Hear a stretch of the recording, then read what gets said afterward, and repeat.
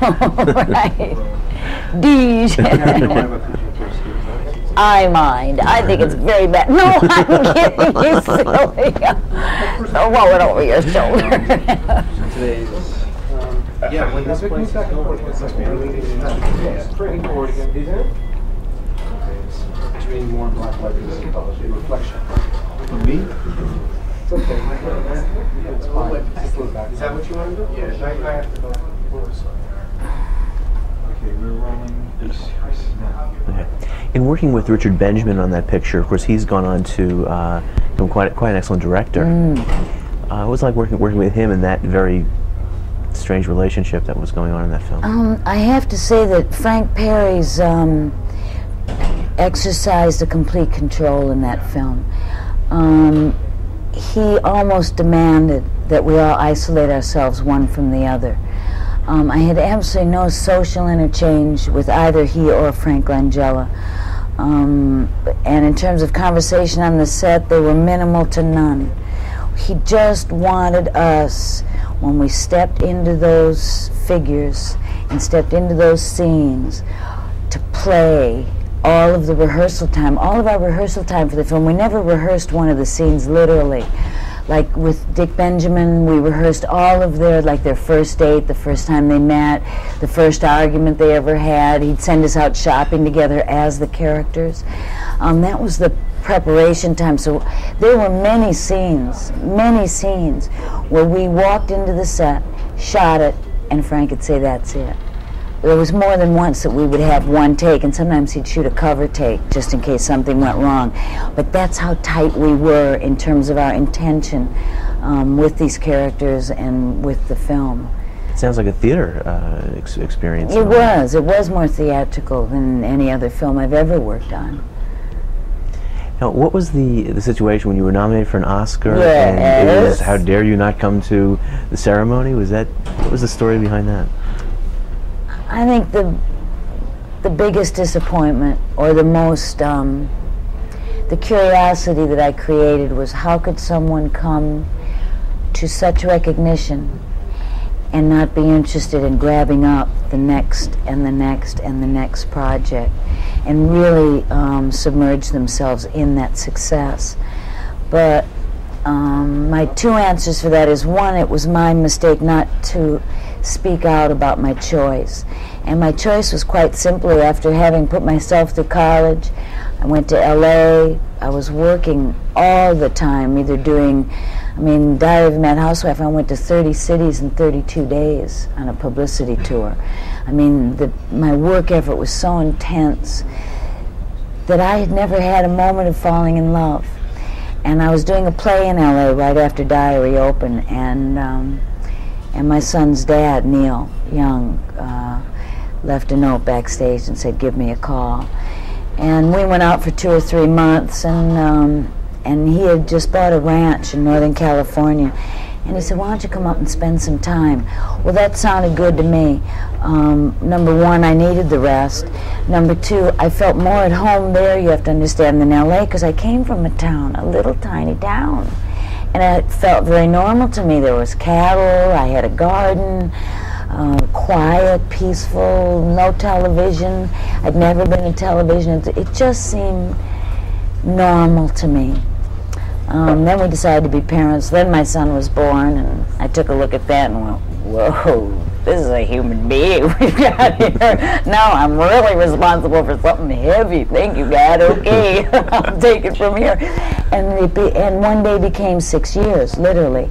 I just submerged myself. Zeke also had some physical problems, a motor control with his hand and his right leg that needed some work, and I went to Stanford University in Palo Alto for 2 years, went to night school and some day classes, studying physical therapy, studying play therapy, how to work with him as an infant, all in the guise of play. It's all pretty interesting stuff, how to bring a child out of a handicap in infancy through playing, because you can't exactly tell him, "Okay, it's time to do PT physical therapy today." At 1 year old, he'd go, "What are you talking about? I don't even know I got a problem yet," you know. So it overwhelmed me with enthusiasm to understand and to do the work. So I made the mistake of not making it a little clear why I went away. But I also, I didn't think I had to, you see. I was not steeped in the tradition of the cinema, of the process. I didn't know what box office meant.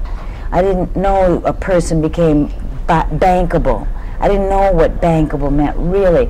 I knew what it was to be a star, but I didn't realize this bankable quality. And when you come out of a film like Diary, you're bankable.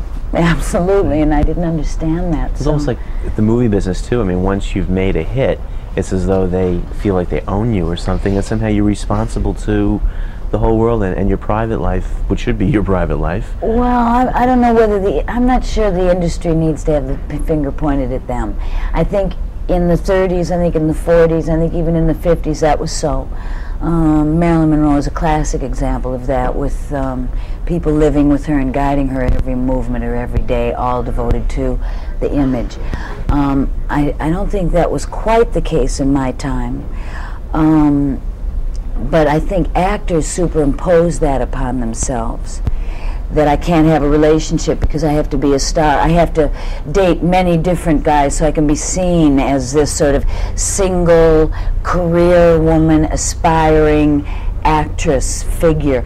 I think actors, quite frankly, impose that upon themselves from the past.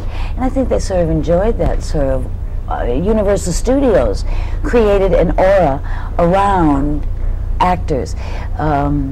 I remember at Warner Brothers when we did that film in Reading, Pennsylvania, it was hot. It was really hot in Reading, Pennsylvania, my Lord, and everybody was so hot.